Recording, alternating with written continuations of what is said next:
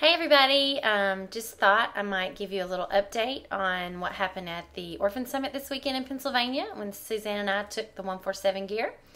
We got to hear some really great speakers, and I think three things that really resonated with me at the conference was one, Russ Moore talked about being just paralyzed by fear.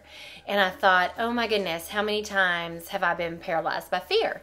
How many times has my family been paralyzed by fear, especially on the adoption journey and trying to care for orphans? I don't think there's a way not to be paralyzed by fear because the numbers are so overwhelming and the situation seems so overwhelming. And I'll never forget sitting in that room in China when we went to get Maggie and realizing that when they placed her in my arms that I was so not prepared for what was coming. I thought I had been, but there was just no way to prepare myself. And I think sometimes that's a little gift from God that we're not prepared because it makes us totally reliant upon Him. And in that moment, there was that choice, the choice to be paralyzed by fear or go with faith. And I just encourage everyone out there because I know there are so many people that are sitting on the fence when it comes to adoption or caring for orphans. Is what should they do? And I'm just going to say, please, please don't be paralyzed by fear. Get in the scripture and just soak it up and just allow your faith journey to lead the way.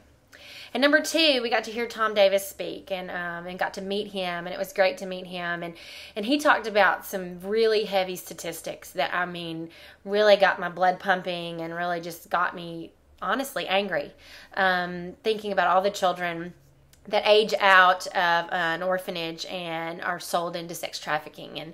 And the statistics were daunting. I mean, I was like, how can we let this happen? Why are we not all doing something? And, then that, mama bear thing kind of gets up in me and I just get really angry and I'm like, why are we sitting on the fence? Why are we this? And then I had to stop and I had to remind myself that was me 6 years ago. Just not thinking, not caring, not seeing, just almost ignoring the whole orphan crisis.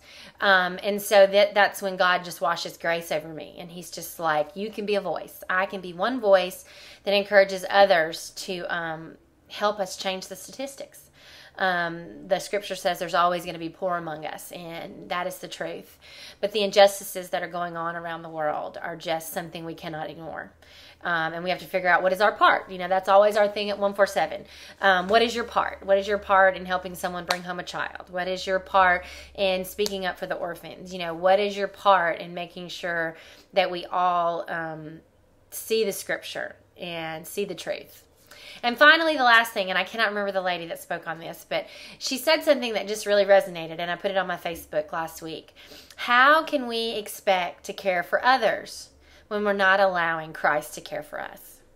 And it was just so permeated within me that I was like, if I want to love people like Christ, if I want to be Christ to them, then I have to allow Christ to love me.